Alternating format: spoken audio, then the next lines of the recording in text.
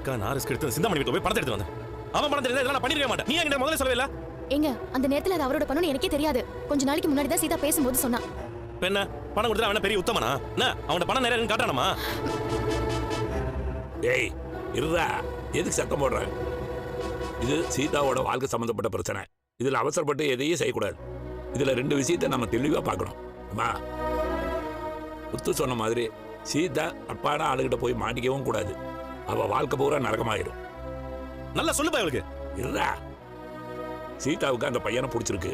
மீனா சொன்ன மாதிரி ஒருவேளை அந்த பையன் நல்லவனா இருந்தா, ஒருவேளை நல்ல வரணும் போது அதையும் நம்ம விட்டுறக்கூடாதுல்ல. எது என்னன்னு சரியா விசாரிச்சு சீதாவோட வாழ்க்கைக்கு என்ன செய்யணுமோ அதை செய்யணும். அதான் நல்லது. கரெக்டா சொன்னீங்க மாமா.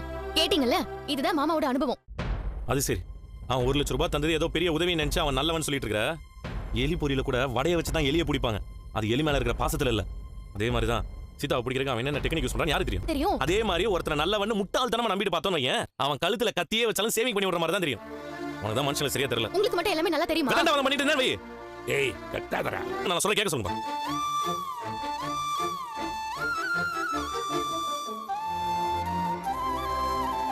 மீனா, முத்து ஒரு ஆளை பத்தி தப்பா சொல்ல மாட்டான். நீ சொன்ன மாதிரி கோபம் கண்ணா மறைக்குதுன்னு சொல்லுவாங்கல்ல, அது மாதிரி அந்த பையனை அவன் புரிஞ்சுக்காமையே இருக்கிறான். நீயும் அந்த பையனை பத்தி நல்லா விசாரி. ஏன்னா இது நம்ம வீட்டு பொண்ணோட வாழ்க்கை. ஆள் நல்லா இருந்தா எல்லாரும் சேர்ந்து சந்தோஷமா கல்யாணம் பண்ணி வைக்கலாமே. நான் முத்துக்கிட்ட பேசுறேன், எல்லாம் நல்லபடியா நடக்கட்டும். சரிங்க மாமா. ரவி, என்னடா உன் ஒய்ஃப் உன்னை பார்க்க வந்திருக்காங்கடா? அவ எதுக்கு வந்திருக்கா? எனக்கு எப்படிப்பா தெரியும்? உன்னை பார்க்கணும்னு கூப்பிடுறாங்க. கூட ஏதோ ஒரு பொண்ணு வந்திருக்கு. ஏதோ அர்ஜென்ட்டா உங்ககிட்ட பேசணுமா? டேய், ஆன்லைன் ஆர்டர்ல சிலது மிஸ் ஆயிடுச்சுடா. செக் பண்ணிட்டு இருக்கேன். வெயிட் பண்ண சொல்லு, இல்லனா வீட்டுக்கு வந்து பேசிக்கிறேன்னு சொல்லு. ஏப்பா உன் ஒய்ஃப் என்ன நான் சொன்னா கேட்கவா போறாங்க? சரி சொல்லி பார்க்கறேன். சுருதி, ஒர்க் அதிகமா இருக்கான், உங்களை வெயிட் பண்ண சொல்றான். இல்ல வீட்ல வந்து பேசிக்கலாம்ன்றான். என்ன பெரிய வர்க்? டெய்லி பண்றது தானே. ஒரு 5 மினிட்ஸ் வந்து என்னன்னு கேட்க முடியாது அவனால.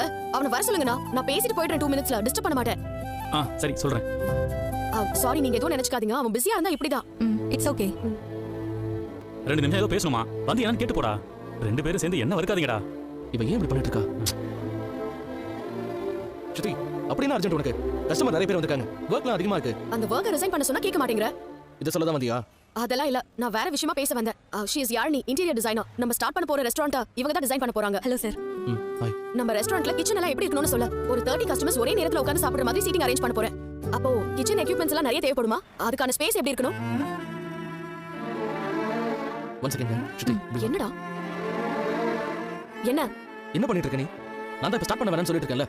நீ வேற நேரத்துல வந்து இப்படி பண்ணிட்டு இருக்க. பாதியிலே விட்டு வந்திருக்க. நான் போலனா எல்லாம் தீஞ்சிரும். அத வேற கூட பண்ணிக்கலாம். நான் இவங்களை கஷ்டப்பட்டு ஓகே பண்ணிருக்கேன். பெரிய பெரிய ரெஸ்டாரண்ட்க்குலாம் டிசைன் பண்றவங்க இவங்க. உனக்கு எப்படி வேணும்னு இவங்க கிட்ட சொல்ல. ரெஸ்டாரண்ட் நீ தான ஆரம்பிக்க போற. நீ டிசைட் பண்ணிக்கோ. ஏய், நீ தானடா கிச்சன்ல இருந்து சமைக்க போற. எப்படி வேணும்னு சொல்ல. Excuse me ma'am. ரெஸ்டாரண்ட் ஆரம்பிக்க போறது என் வைஃப் தான். எனக்கு அதுல இன்ட்ரெஸ்டும் இல்ல, எந்த ஐடியாவும் இல்ல. எதுவா இருந்தாலும் அவங்க கிட்ட கேட்டுக்கோங்க. சாரி, எதுவும் நினைச்சுக்காதீங்க. அவர் கொஞ்சம் பிஸியா இருக்காரு. அதான் இப்படி பேசிட்டு போறாரு. அண்ணா ஒரு இன்ட்ரெஸ்ட் இல்லன்னு சொல்லிட்டு போறாரு.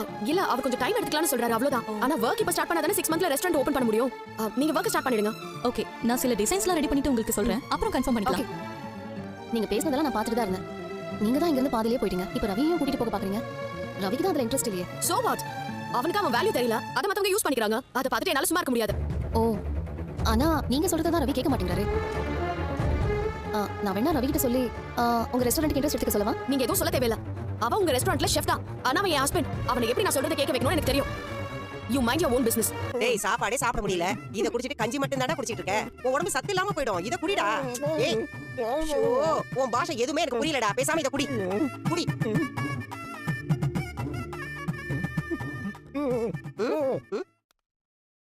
ஏய், வீட்டுக்கு வர நேரமா இது உனக்கு? இப்பதான் ஷோரூமோட க்ளோசிங் டைம். கஸ்டமர்ஸ் நிறைய பேர் வந்திருந்தாங்க, அதனால தான். என்ன ஆண்டி, ஷோரூம்ல வந்து ப்ராஃபிட் இவ்வளவா? என்ன வெறும் 50 ரூபாய் நோட்டா? இல்ல ஆண்டி, எல்லாம் 500 ரூபாய் நோட்டு. எடுத்து பாருங்க.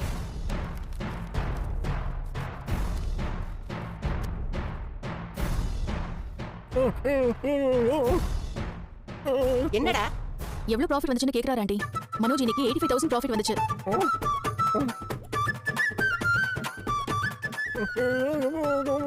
எப்படின்னு கேக்குறியா? சின்னதா ஒரு ஐடியா பண்ணேன். பழைய பொருள் எல்லாமே நாங்க நல்ல விலை கொடுத்து வாங்கிக்கிறோம்னு சொல்லி சோஷியல் மீடியால ஒரு போஸ்ட் போட்டேன். ஒரு 2 to 3 ஹவர்ஸ்ல நிறைய கூட்டம் வந்துருச்சு. எல்லாரும் பழைய பொருளை கொண்டு வந்து தள்ளிட்டாங்க. ஏடி, இதெல்லாம் ஒரு ஐடியாவா? பழைய பொருளுக்கு யாராவது அதிகமா காசு கொடுப்பாங்களா? அதெல்லாம் பண்ணா நமக்கு நஷ்டம் தானே வரும். பழசெல்லாம் வாங்கி நீ என்ன பண்ண போற? கடையை உடனே திவாலாக்கலான்னு பாக்குறியா? உன்னை அனுப்புறதே தப்பா போச்சு. இல்ல ஆண்டி, நமக்கு இதுல எந்த லாஸுமே வராது. அங்கதான் நான் ஒரு ஐடியா பண்ணேன். பழைய 2000 ரூபாய் பொருளுக்கு நான் 5000 ரூபாய் கொடுத்தேன். அப்படி பண்ணா நஷ்டம் தானே வரும். இது ஒரு ஐடியான்னு பெருசா பெருமையா பேசிக்கிறேன். அதுதான் இல்ல ஆண்டி, அதுக்கு பதிலா நான் என்ன பண்ண தெரியுமா? ஃபார் எக்ஸாம்பிள், இப்போ டிவியோட விலை 23000 ரூபாய்னா நான் 28000 ரூபாய் எக்ஸ்சேஞ்ச் விலைக்கு கொடுத்துட்டேன். இப்படி எல்லாத்துக்குமே விலை ஏத்தி பழைய பொருளுக்கு அதிகமா கொடுக்கறேன்னு சொன்ன உடனே எல்லாமே சந்தோஷமா வாங்கிட்டு போயிட்டாங்க ஆண்டி. ரோகிணி, அங்கிள், இது தப்புமா? நீ சொல்றதெல்லாம் நான் கேட்டுதான் இருந்தேன். வியாபாரத்துல முக்கியமானதே நேர்மை. இன்னைக்கு பெரிய நிறுவனங்கள் ரொம்ப வருஷமா இருக்காங்கன்னா அது காரணம் அவங்க தொழில அவங்க கரெக்டா இருந்ததுதான். அதனாலதான் அவங்க தாக்கு பிடிச்சிருந்தாங்க. என்னடா அங்கிள், இது ஒரு பிசினஸ் ஸ்ட்ராட்டஜி தானே சொல்றாரு? உலகமே இன்னைக்கு கைக்குள்ள இருக்கிற போன் அடங்கிருச்சு. ஒரு பொருளோட உண்மையான விலையை போன்ல தேடி பார்ப்பாங்கல்ல. உங்ககிட்ட இருந்து ஏமாந்து வாங்கிட்டு போனவங்க சீக்கிரமே தெரிஞ்சுக்குவாங்கல்ல. நீ பண்ணது தப்பு ரோகிணி. அப்புறம் யாரும் கடைக்கு திரும்பி வரமாட்டாங்க. நம்பிக்கையும் நேர்மையும் தான் நம்ம தொழிலுக்கு முக்கியம். இல்ல அங்கிள், இது ஒரு ஐடியாவா தான் பண்ணேன். குறுக்கு வழியில போய் ஜெயிக்கணும்னு நினைக்கிறதெல்லாம் ரொம்ப நாள் நிக்காதுமா. நேர் வழியில போய் ஜெயிக்கிறது ரொம்ப நாள் ஆகும். ஆனா கிடைக்கிற வெற்றி கடைசி வரைக்கும் நிற்கும். இப்ப மீனாவை எடுத்துக்கோ. அவ டெக்கரேஷன் வேலை பாக்குறான். யா, உன் ஃப்ரெண்டு யாரு இந்த டெக்கரேஷன் வேலை பாக்குறாங்க? இப்ப என் ஃப்ரெண்ட் எல்லாம் இல்ல, அதெல்லாம் முன்னாடி சிந்தாமணி. அவங்க தாமா. அவங்க இந்த மண்டபத்தில் இருக்கிற மேனேஜர்கள் கமிஷன் கொடுப்பாங்களா? ஆனா மீன் அப்படியெல்லாம் இல்ல. அவ திறமையை பார்த்து ஆர்டர் வருது. அவள முன்னேறான். இப்ப எதுக்கு அவ பிராணத்தை பெருசா பாடுறீங்க? செய்யற தொழில சுத்தம் இருக்கணும்னு சொல்றேன். ஆமா, இப்படி பழைய பஞ்சாங்கத்தை பேசி பேசிதான் கடைசி வரைக்கும் நீங்க இன்ஜின் டிரைவராவே இருந்தீங்க. இன்ஜின் டிரைவரா தான் இருந்தேன். ஆனா நேர்மையான ஆளா இருந்தேன். காசு பணம் எவ்வளவு இருந்தாலும் அந்த பேர் கிடைக்காது. அப்படி ஒரு பேர் எடுத்துக்கிறேன். அந்த வகையில எனக்கு பெருமை தான். நீங்க மட்டும் தான் பெருமைப்பட்டுக்கணும். ரோகிணி, இனிமே இப்படி எல்லாம் பண்ணாத. அது உன் வியாபாரத்துக்கு கெடுதல். பாத்துக்க. என்ன சொல்றா இவன்? இல்ல ஆண்டி, ரோகிணி ரொம்ப புத்திசாலித்தனமா பழைய பொருள்லாம் வாங்கிட்டு அதுக்கு பதிலா புது பொருளை விலையேத்தி கொடுத்து வியாபாரத்தை டெவலப் பண்ணிருக்கேன்னு சொல்றாரு ஆண்டி. நான் கூட உன்னை பழசுன்னு தள்ளி விட்டுட்டு மனோஜுக்கு புதுசா ஒருத்தைய கொண்டு வரலாம் தான் பாக்குறேன். அதுவும் சீக்கிரம் நடக்க தான் போகுது. என்ன ஆண்டி பாக்குறீங்க? ஒண்ணு இல்ல. இவன் முட்டை. இப்ப என்னடா ஆண்டி, இப்ப அவர் என்ன சொல்றாருன்னா, என்னையும் ரோகிணியும் சேர்த்து ஷோரூம்க்கு அனுப்புங்க, நாங்க 2 பேரும் சேர்ந்து இன்னும் நிறைய ப்ராஃபிட் பண்ணுவோம்னு சொல்றாரு.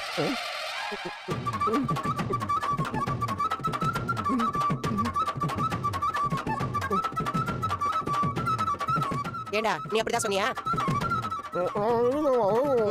என்னவோ நீ ஒரு வார்த்தையை சொல்ற, அவ அதுக்கு 10 வார்த்தையில சொல்றா. என்ன பண்றது? எப்படியும் நீ கடைக்கு போய் தானே ஆகணும். என்னவோ இவன் 300 கோடி சொத்து இருக்குன்னு சொன்ன, அதை கேட்டு நானும் ஏமாந்துட்டேன். உண்மையிலேயே இவன் சொத்து வச்சிருந்தா நீ ஏன்னா இப்படி கஷ்டப்பட்டு சம்பாதிக்கணும்?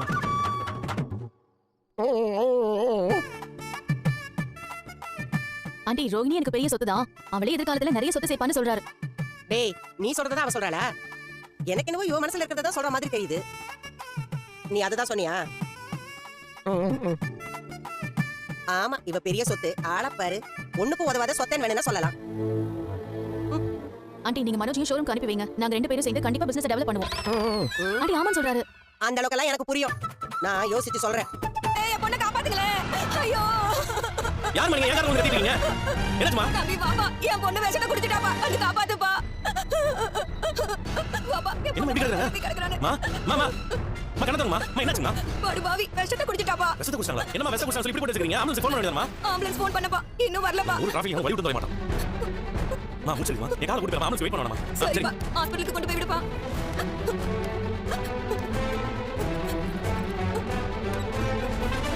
வாங்க வாங்க, காத்து வந்து காத்து வந்து. டாக்டர், டாக்டர் வாங்க. என் பொண்ணுக்கு என்னாச்சுன்னு பாருங்க டாக்டர். அவளை எப்படியாவது காப்பாத்துங்க டாக்டர். என் பொண்ணுக்கு என்னாச்சு பாருங்க. டாக்டர், இந்த பொண்ணு விஷம் குடிச்சாங்க சொன்னாங்க. பல்ஸ் ரொம்ப வீக்கா இருக்கு. எமர்ஜென்சி வார்டுல அட்மிட் பண்ணிடுறோம். டாக்டர், என் பொண்ணு பொழைச்சுக்குவாளா? பாக்குறமா, கொஞ்சம் வெயிட் பண்ணுங்க. உள்ள கூட்டி போய் அரேஞ்ச் பண்ணுங்க சீக்கிரமா. என் பொண்ணுக்கு என்னாச்சுன்னு தெரியலையே. எங்க யாருங்க, உங்களுக்கு என்னாச்சு? சவாரி விட்டு வந்துட்டு இருந்தேன். ஒரு வீட்ல இருந்து அம்மா அதுகிட்ட வந்து கால் எடுத்தாங்க. உள்ள போய் பார்த்தா அந்த பொண்ணு விஷத்தை குடிச்சுன்னு சொல்றாங்க. அதான் உடனே காரை தூக்கி போட்டு வந்துட்டேன். சீதா உங்க அக்கௌண்ட் கூப்பிட்டு வர. அக்கா பேசிட்டு வரேன். பாத்து வாசிதா, எதுக்கு அந்த பொண்ணு விஷம் குடிச்சிட்டா? தெரியல மீனா, அதான் கேட்டுட்டு இருக்க முடியும். பார்த்த உடனே தூக்கி போட்டு வந்துட்டேன். அம்மா அம்மா அம்மா, தங்கச்சிக்கு என்னாச்சுமா? என்னடா அவ இருக்காளா செத்துட்டாளன்னு பார்க்க வந்தியா? ஏமா இப்படி பேசுற? வேற எப்படி பேச சொல்ற? உங்க அப்பா கிட்டயும் உங்ககிட்டயும் தலைப்பாட அடிச்சுக்கிட்டல. அவ ஆசைப்பட்ட பையனே கல்யாணம் பண்ணி வச்சிடலான்னு. உங்க கௌரவம் தான் முக்கியம்னு 2 பேருமே புரியாத மறந்துட்டீங்களே. இப்ப அவ சாக துணிஞ்சிட்டா. விஷத்தை குடிச்சிட்டு உள்ள சாக கிடக்குறா. ஐயோ, இப்படி பண்ணுவான்னு நினைச்சு கூட பாக்கலையேம்மா. உங்களுக்கு என்ன, நீங்க ஆம்பள? ரோஷமும் கௌரவமும் உங்களுக்கு முக்கியமா போச்சு. பெத்தவ எனக்கு தான வயிறு எரியுது. அவ ஆசைப்பட்டவனுக்கே கட்டி வச்சிருந்தா அவ இந்த நிலைமைக்கு ஆளாயிருப்பாளா? அப்படி என்னடா உங்களுக்கு வெட்டி வீராப்பு? பொண்ணா பிறந்தா அவளுக்குன்னு ஆசை எல்லாம் இருக்க கூடாதா? அவ வாழ்க்கையை யாரு கூட வாழணும்னு முடிவெடுக்க அவளுக்கு உரிமை இல்லையா? பெத்து வளர்த்துட்டா, பெத்து சொல்லுங்க பேச்ச மட்டும் தான் அவ கேட்கணுமா? இல்லம்மா அவன் நல்லதுக்கு தான் எல்லாம் சொன்னோம். டேய் அவளுக்கு பிடிச்ச வாழ்க்கைய அமைச்சு கொடுத்தாதானே அவளுக்கு நல்லது. அவளை கேட்காம நீங்களா ஒரு முடிவு எடுத்துட்டு அவளுக்கு பிடிக்குதோ இல்லையோ நீங்க சொல்றவள தான் கட்டிக்கணும்னு அவளை கட்டாயப்படுத்தினா அவ என்னடா செய்வா? உங்க சம்மதம் வேணும்னு தானே அவ மரியாதை கொடுத்து இருந்தா. ஆனா நீங்க அவ மனசுல இருக்கிறத பத்தி கொஞ்சமாச்சும் யோசிச்சீங்களா? நீங்க சொல்றத மட்டும் தான் அவ கேட்கணும்ல. இப்ப பாருடா என் பொண்ணு என்னை விட்டு போயிடுவா போல இருக்கு. அம்மா தங்கச்சிக்கு எதுவும் ஆகாதுமா, நீ பயப்படாதம்மா. டேய் அவ விருப்பத்துக்கு நீங்க சரின்னு சொல்லிருந்தா அவளும் சந்தோஷமா இருந்திருப்பா. அவ மனசுல நினைச்சு அவளை கட்டிக்க முடியலனா அவ என்னடா செய்வா? ஒண்ணு பிடிச்ச வாழ்க்கைய கடைசி வரைக்கும் வாழ்ந்துட்டு சாகணும், இல்ல இப்படி விஷத்தை குடிக்கணும்ல. அப்பதான் உங்க மனசெல்லாம் இறங்குமாடா. பயப்படாதீங்க, உங்க பொண்ணுக்கு எந்த பிரச்சனையும் இல்லையா. தம்பி ரொம்ப நன்றிப்பா. இவனும் இவன் அப்பனும் என் பொண்ணுக்கு ஆசைப்பட்டவனை கட்டி வைக்காததுனாலதான் இவ்வளவு பிரச்சனையும். கொஞ்சம் நீயாவது சொல்லிட்டு போப்பா. அவன் விரும்பினவனுக்கே கட்டி வைக்க சொல்லுப்பா. 4 பேர் சொல்லியாச்சு, இவங்க திருந்துறாங்களான்னு பாப்போம்பா. அதான் சொல்றாங்க இல்லங்க, சொல்லுங்க. விருப்பப்பட்டவனை கல்யாணம் பண்ணிக்கணும்னு அந்த பொண்ணு இவ்ளோ பெரிய முடிவு எடுத்துக்கு. விருப்பப்பட்டவனை கல்யாணம் பண்ணி வச்சாதான் அவங்க வாழ்க்கை நல்லா இருக்கும்னு எடுத்து சொல்லுங்க. நீங்க சொல்றதுதான் ரொம்ப சரியா இருக்கும். कोचिंग क्यों नहीं आता? इसलिए कि पापा ने छुटवा दी। क्यों छुटवा दी? कि पापा पोस्टिंग गया। क्यों गए पोस्टिंग? ऐसे ही। ऐसे ही चले गए तेरे को छोड़ के? क्यों छोड़ के चले गए? पता नहीं। क्यों पता नहीं? रुक जा, बता। बताऊंगा। नहीं बताएगा? नहीं बताऊंगा। सर को बताता हूँ, रुक रुक बताता हूँ, सर आके मारेंगे ऐसे। स्लाइड जल्दी उठो। स्लाइड कर दे। चल चल चल।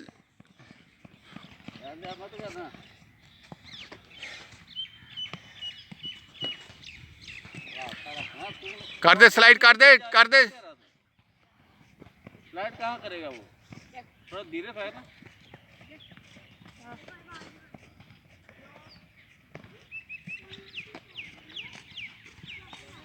चलो चलो क्रिश चलो, मार दे स्लाइड करो क्रिश।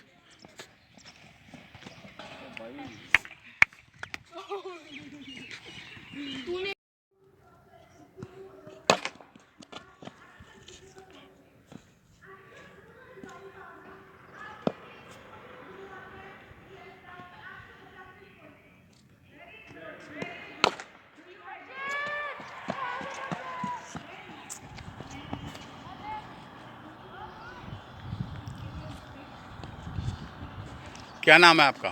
सर गिरीश ठाकुर। गिरीश ठाकुर, कैसा लग रहा है मैच खेल के? Sir very good. अच्छा लग रहा है। कौन सी class? 5th brightest. Good, very good बेटे, शाबाश, all the best. Thank you sir.